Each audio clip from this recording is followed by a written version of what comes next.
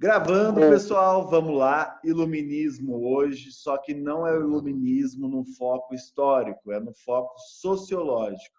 Então vamos entender como que é essa corrente, né, de pensadores influenciou na questão do olhar sociológico também. Certo?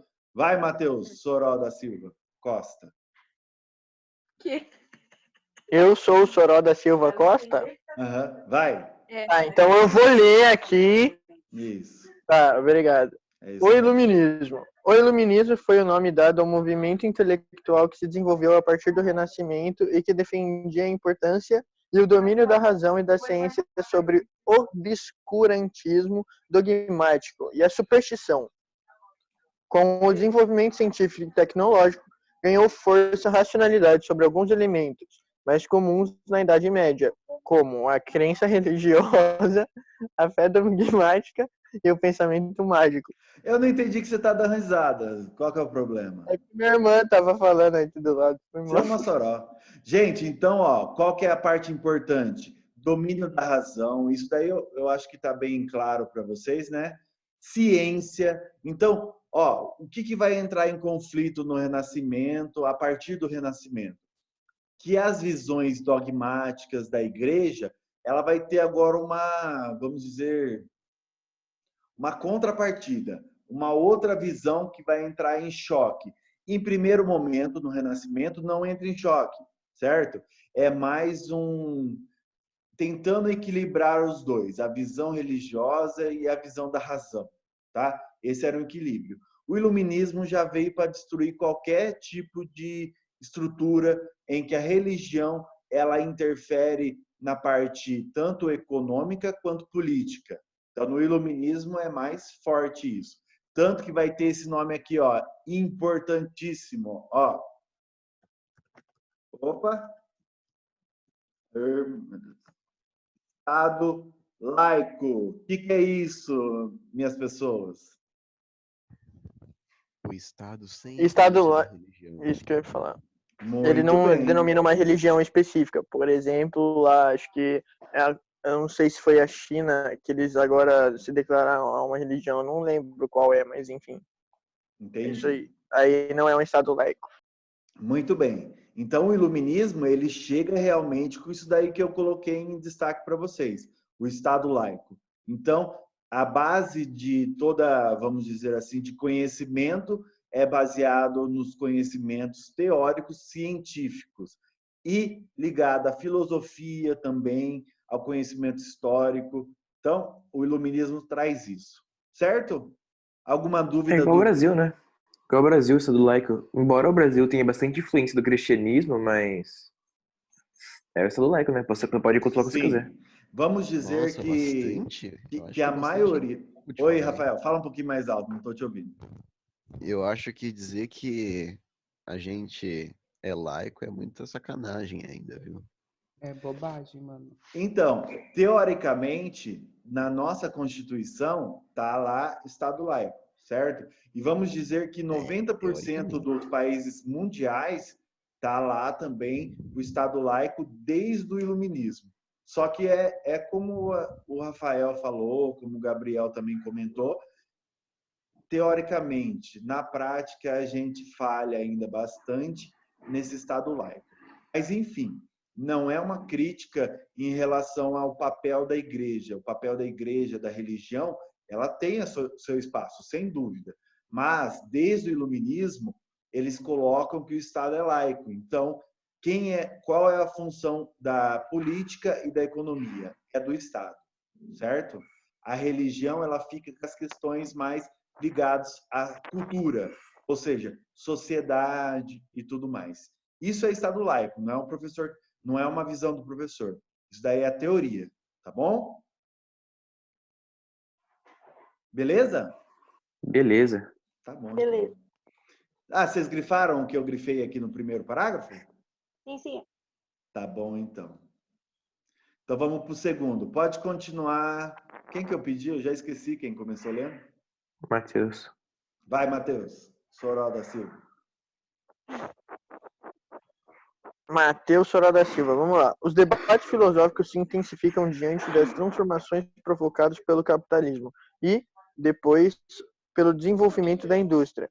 A sociedade estamental, feudal, dividida em nobreza, clero e camponeses, passa a comportar novas divisões sociais com o desenvolvimento de novos grupos sociais com a burguesia. Peraí, eu tô lendo, por favor, obrigado.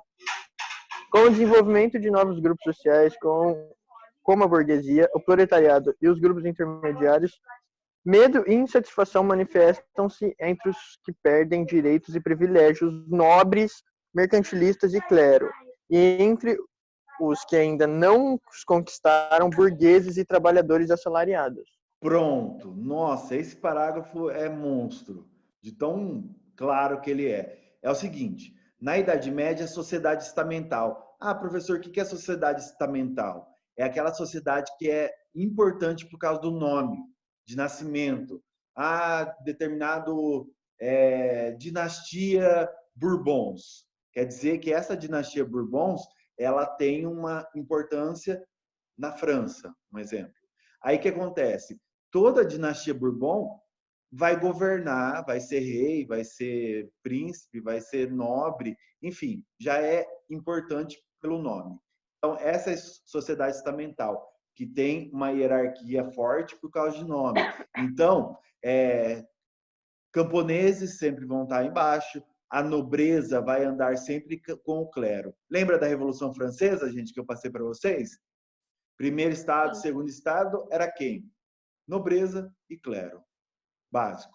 Só que daí começa a aparecer mais grupos sociais com o desenvolvimento do capitalismo e desenvolvimento da industrialização. Aparece a burguesia, que desde da baixa Idade Média já está conseguindo crescer por causa do comércio, de ganhar dinheiro com o comércio, e também o proletariado, que é o quê? É a classe social industrializada, é os trabalhadores. Ambos vão querer participação, ambos vão querer direitos, certo? Obviamente que quem tem mais poder consegue mais direitos, que é a burguesia. Como nós vemos revoluções burguesas, a burguesia ganhou poder na Inglaterra, ganhou poder na França, enfim, em N outros países nesse período do século XVIII e XIX. Beleza? Então, novas pessoas estão querendo participar.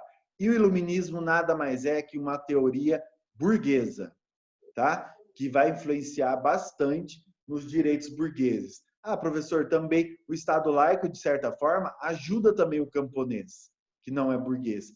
Sem dúvida, porque o camponês ele pagava muito impostos para o clero. Então, a partir do momento que o Estado é laico, corta com isso. Sem dúvida, o iluminismo ajudou muitas classes sociais, porém ajudou mais a burguesia. Nossa, estou falando demais, né? Tá bom, parei. Mas entenderam, gente? Entendi. Sim. Sim? Sim.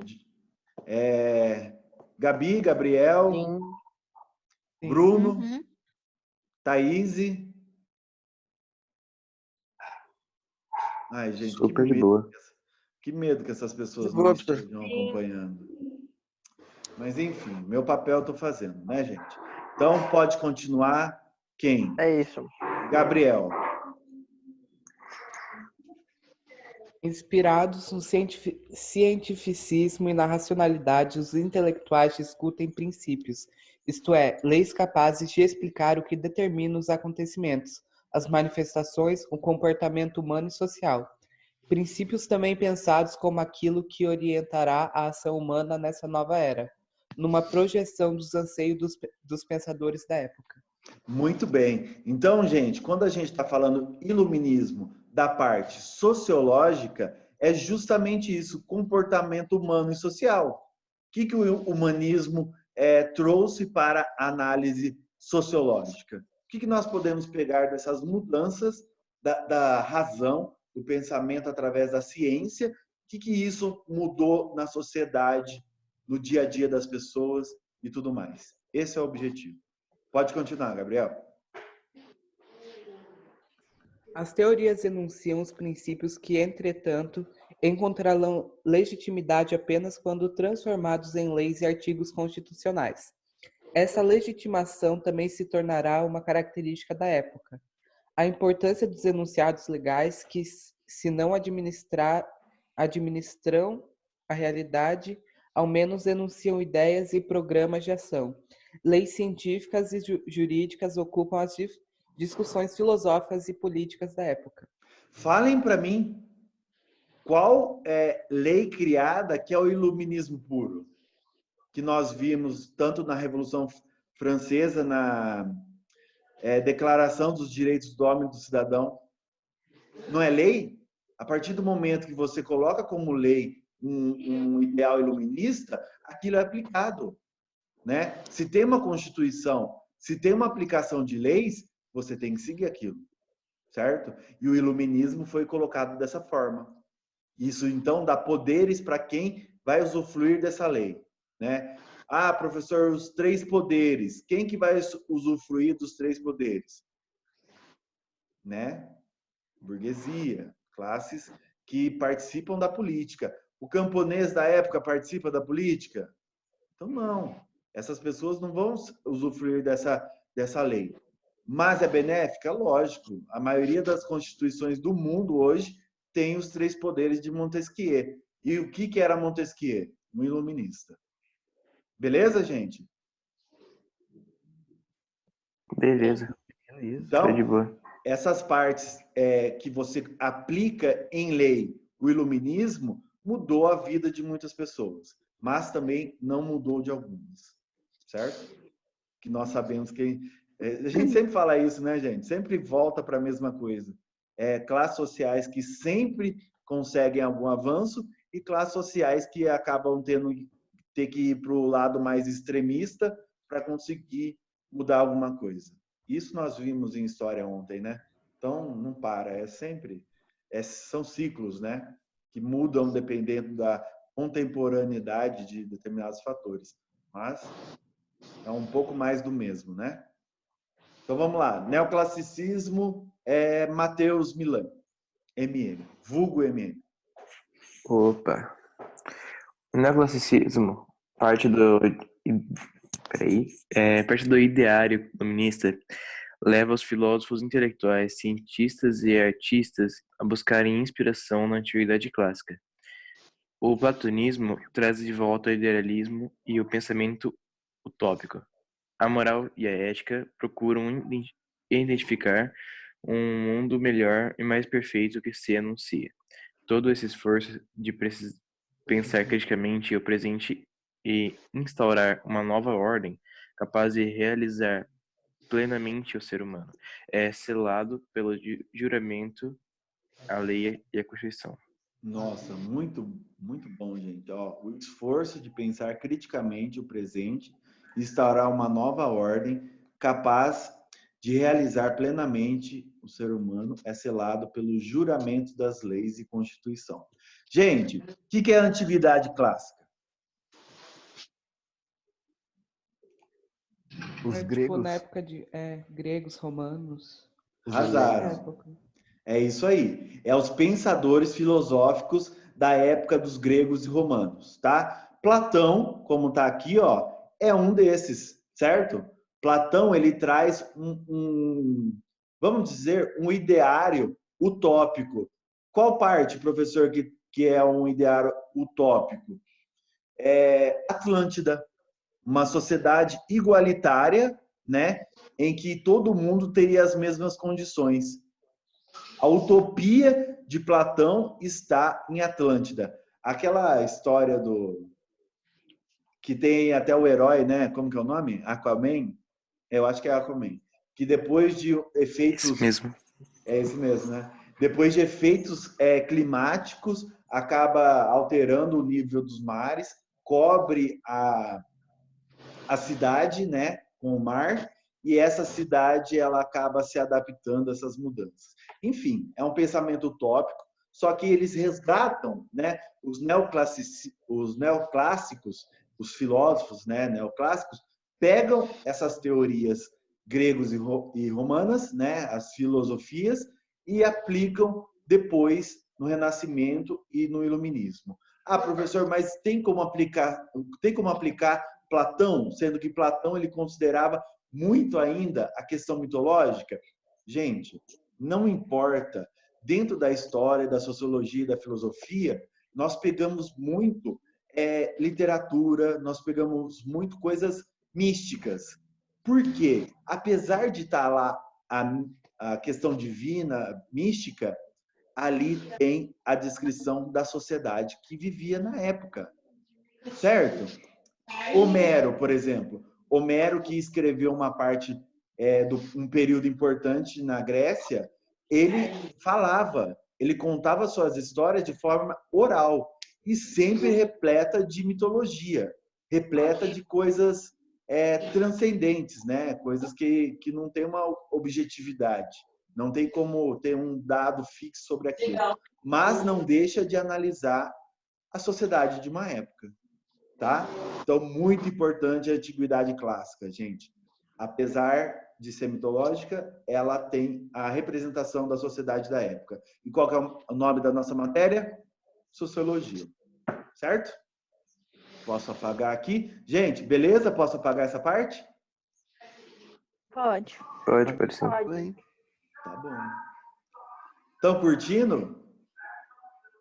Eu gosto sim, é um da assunto parte legal. sociológica que analisa essa parte do iluminismo. É um assunto bem legal, é interessante. Sim. Continua para mim. Pode continuar, Gabriel. Vamos terminar essa parte aqui com você mesmo. Outra característica desse momento revolucionário no campo das relações sociais e das ideias foi o anticlericalismo. Ao combater a Igreja Católica, especialmente, e as religiões de forma geral, o iluminismo apega-se a uma visão material, racional e terrena da vida humana, rechaçando as superstições, o misticismo e as crendices. É o momento da ciência, do racionalismo e dos prazeres terrenos. Sim, gente.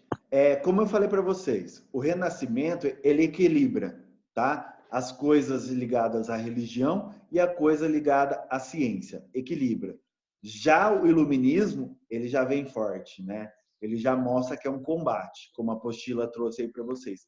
Combate à Igreja Católica. Lembrando que nesse século XV, século XVI, os protestantes começam a ganhar mais força e eles também vão para cima da Igreja Católica, principalmente em cima das indulgências, né? Que é a cobrança da salvação e tudo mais que a Igreja Católica fazia, né?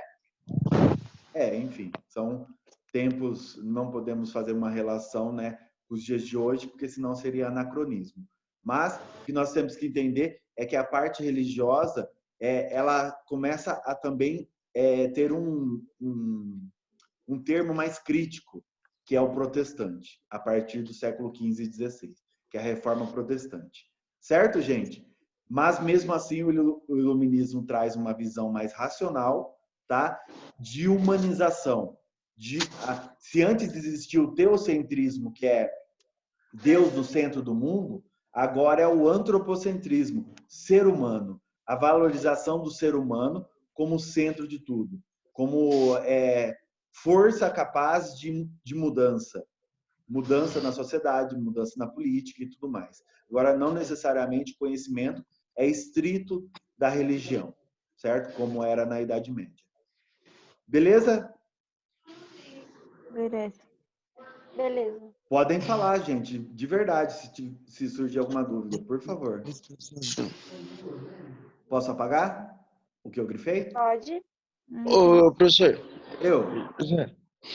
aí os protestantes se juntaram com os antropocêntricos, ou não? Vamos dizer que é assim, ó, o antropocentrismo é a teoria. Pode ser que eu acho que podemos usar de certa forma que os protestantes podem ter bebido da fonte do antropocentrismo, mas não abandonam a questão religiosa, porque o protestante é religião, certo? Entendi. A única coisa que nós temos que pontuar aí, que o protestantismo ele vai gerar muitas vertentes, muitas interpretações da Bíblia, certo? Interpretações que nós vemos hoje N igrejas, né, que analisam a Bíblia conforme o que eles acham mais pertinente. Por isso, dentro do protestantismo, que depois vamos pensar na atualidade, são as igrejas evangélicas, tem muitas raízes, né? Protestantismo é o centro. Embaixo vem as igrejas presbiterianas, pentecostais, quadrangulares, batistas e assim por diante. Mas o centro de tudo é a protestante, né? É esse novo movimento religioso que é o protestante. Certo? Entendi. Tem muita coisa envolvida, né, na questão de teorias. Mas vamos lá, vamos focar nessa agora do iluminismo. Pode continuar agora. Gabi. Do passado clássico vem a inspiração pela vida política participativa e republicana, baseada na ideia de que os cidadãos podem e devem construir o bem comum. Então, Cidadões, gente, como diz o Mateus. horrorosa. Então, gente, passado clássico, ele traz uma ideia, tá? Que os cidadãos possuem um bem comum. Cidadãos. Vai, continua, horrorosa. Nesse movimento filosófico, são do ponto de vista do pensamento e da ação, gestados a Revolução Francesa, principal marco histórico da era republicana, a independência dos Estados Unidos e o principal ato jurídico de expressão do homem e do cidadão, votada e aprovada pela Assembleia Constituinte em 26 de agosto de 1789, que contém os princípios que traduzem o idealismo, a ética e a moral moderna. Esse foi o documento mais importante da Revolução Francesa, pois concebe o homem de um ponto de vista universal. Eu não sei se vocês já começaram a ver os vídeos que eu postei para a devolutiva de hoje de sociologia, mas tem lá um vídeo falando sobre os direitos humanos desde a antiguidade até os dias de hoje. Gente, arrepia o vídeo. Enfim, arrepia em mim porque é uma coisa muito forte em questão de como que os direitos humanos evoluiu, né? Qual que era a base em Roma, qual que era a base depois na Inglaterra, na França. É muito massa, muito massa. Por isso que eu quis dar essa aula aqui sobre o iluminismo, também a teórica, não só aquela parte de vídeo, também essa parte que nós estamos vendo na apostila, porque realmente a Declaração dos Direitos do Homem e do Cidadão foi revolucionária. Foi uma coisa que está na maioria das constituições também, o que foi conquistado no período da Revolução Francesa. Certo? Independência dos Estados Unidos também, tá, gente? Declaração de independência dos Estados Unidos. Tem muita coisa importante também, que foram um dos primeiros movimentos antes da Revolução Francesa. É que quando a gente fala Revolução Francesa, parece que ela foi o primeiro movimento republicano, mas não, foi a dos Estados Unidos. Independência dos Estados Unidos, Declaração de Independência dos Estados Unidos. Trouxe o ideal iluminista ali fortemente, tá? 1776. E depois, em 1789, aí vem a Revolução Francesa com a Declaração dos Direitos do Homem e do Cidadão. Certo? Certo. Certo. Mara, gente, é muito massa, muito massa. Vocês estão vendo que eu estou me realizando em dar aula de sociologia, né? É muito massa. Felizão. Gosto demais também. Faz parte, né? De história também. Vai, Gabi Soró da Silva. No documento estão enunciados os princípios universais acerca do homem, mas está presente também a ânsia do capitalismo por firmar-se com o modo de produção industrial, liberto dos grilhões de uma sociedade nobiliárquia. Eita, porra. Nobiliárquia. Não xingue. Não xingue. Ele falou para você não xingar. Desculpa. Estamental e religiosa. Em lugar dela, surgiu uma nova ordem contratual jurídica, regulada por um Estado impessoal e laico. Nossa Senhora. Olha isso aqui. Monstro. Ó, é isso, gente. Eu grifando só a parte importante da apostila.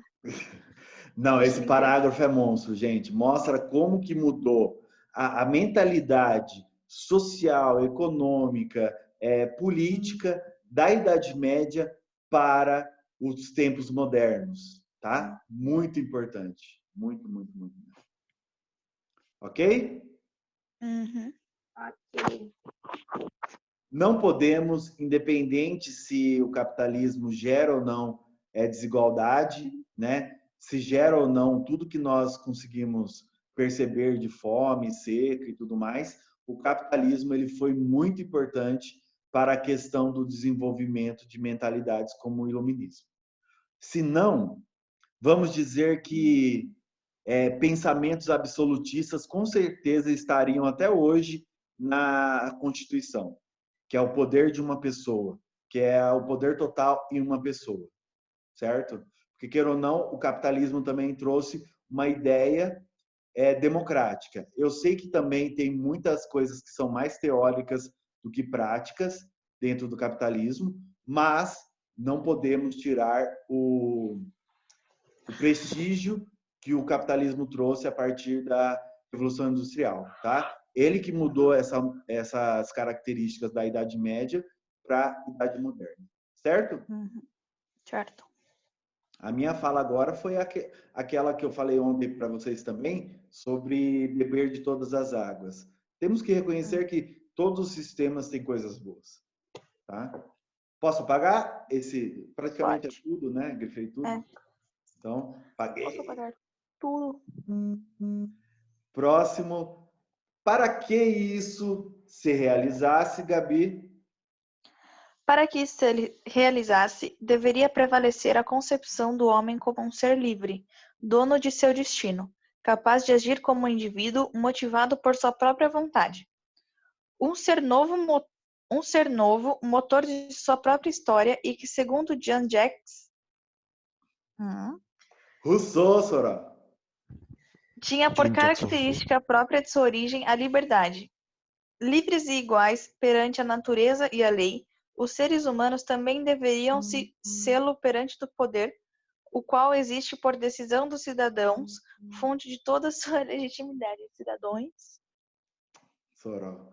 Então, gente, outra pessoa muito importante dentro do iluminismo, Rousseau, tá? Francês, também, junto com Voltaire, junto com Montesquieu, trouxe a ideia de que a ideia da maioria tem que ser privilegiada e não só da minoria. Isso é para sua época, gente. Não estamos falando dos dias de hoje. Para a época é o quê? Quem era a minoria? Nobreza e clero e rei. Então, essa minoria tinha o poder político, econômico e isás, tá? E o que ele queria? Não, e o 98% da pirâmide, o terceiro estado, que nem a gente falou na Revolução Francesa, que era 98% da sociedade. E aí? E essa galera? O que a gente faz? Não vamos ter nenhum direito? É isso que ele está falando. Não estou dizendo nada em relação do que a gente estava debatendo ontem sobre a questão do individualismo, que o anarquismo prega. Não é isso que eu estou querendo dizer. Estou querendo dizer que, para a época dele, é um pensamento revolucionário. É uma contestação, uma crítica à sociedade em que o primeiro e o segundo estado na França governava e o terceiro, que é a maioria, pagava impostos, literalmente. É isso. Deixa eu ver o que mais. Não, é isso. Grifaram? Rousseau? Sim. Cri. Sim. Obrigado, Júlio. Tá grifado. Tá bom. Deixa eu ver quem mais. Ó, Sócrates, a morte de Sócrates. Mas enfim, vamos lá. Temos que avançar. Temos 5 minutos. Eu vou entrar e sair de gente. novo, José, que pra mim tá mudo, vocês. Não adianta eu falar, então eu vou fazer joia. Ah, não, agora foi. Gente, vamos É que eu terminar. tinha clicado ali em cima pra ficar mudo. Certo. Então vamos terminar o iluminismo, igualdade, liberdade, desenvolvimento capitalista. Não vai dar para fazer hoje, tem 5 minutos. Então, quem que vai ler? Meu Deus. Vai, Rafael. Gabriela Canova. Você já leu, Assim Solon? nasce a república, que procura, nem sempre com êxito, garantir um governo democrático, defensor da liberdade e equânime. Diferentemente da democracia ateniense ou da República Romana, esses princípios tinham um caráter universal e deveriam se aplicar a todo cidadão e nação, ou seja, a humanidade inteira. Muito bem. Então, a República foi um sistema político que, desde a era romana, mas lembrando, nossa, gente, que confusão que vocês fizeram na minha prova de sociologia. Meu Deus não, né? do céu. Quando não? Normal. Gente, em nenhum momento falou no texto sobre a República Romana que era democracia, meu Deus do céu. E, nossa, vocês como se fosse a democracia grega e a democracia romana. Gente, não podemos falar que teve democracia em Roma. Teve república, isso sem dúvida. Representantes da política que votavam em nome do povo, mas não era democrático, gente. Não podemos falar abertamente que não é democracia e pronto, acabou. Não, não podemos falar, certo? São coisas diferentes que a gente chegou lá e falou, vai ser igual agora. E juntou Pois é. tudo. E depois lascou a média, né? É. Mas, enfim, foram melhor em sociologia do que em história. Mas vamos lá, continuando então. Sério? Nossa, se a gente confundiu tudo em sociologia e a história foi pior, imagina a nossa história, cara. É que história, gente, não adianta. Se vocês não entenderem que tem que juntar a reflexão do que nós fazemos, debates, muito importante. Adoro debate em minhas aulas. Só que se não juntar a reflexão que vem nos debates com o conteúdo, não adianta. É como eu falei para vocês e vocês jogaram na minha cara. A história se repete, professor, é só saber argumentar. Mas as peças mudam. Certo? As pessoas importantes mudam, certo? Então, não adianta achar que assistir uma aula, tem um debate importante, conseguimos absorver muita coisa, se depois eu não dar uma lidinha na apostila para ver o conteúdo. Porque é isso que vai pedir para você no vestibular também. Principalmente o primeiro dia, que é múltipla escolha. Não adianta. Você não vai conseguir desenvolver o seu argumento. É A, B, C, D ou E. Então, realmente, a reflexão é importante para o segundo dia, mas o primeiro dia é objetiva. Se não ler a apostila, se não rever as coisas que o professor pede para anotar e tudo mais, não vai rolar. É por isso. Enfim, o último parágrafo aqui, gente. Foi a Revolução Francesa. Rafael. Foi na Revolução Francesa que os direitos à liberdade e à igualdade, assim como o repúdio a qualquer tipo de opressão, assumiram a forma de um conjunto de leis institucionais, cuja defesa passou a ser vista como o dever do Estado. Essas leis expressam os ideais da humanidade, adaptadas às circunstâncias históricas daquele momento, como a emergência da burguesia e a necessidade da expansão da indústria e do capitalismo. Sem dúvida, pessoal. Trouxe muitos direitos, tá? Em vista da liberdade e igualdade, isso não tem nem o que falar. Só que a burguesia foi para o topo, né? E o capitalismo foi junto. Então, o iluminismo foi uma corrente não só em vista de direitos sociais, mas também economia, né? Quando a gente fala do liberal em vista da liberdade econômica, né, da liberdade comercial, é o capitalismo ali, gente, tá? Falta 1 minuto. É isso, gente, por hoje. Esse vídeo vai ser para a devolutiva de hoje também, tá? Eu fiz essa aula porque eu achei que seria importante, não só os vídeos que eu coloquei no portal para vocês. Certo? 1 minuto. Saudade sempre de vocês, ó. E até a próxima. Beleza? Até. Nossa senhora, vocês estão morrendo.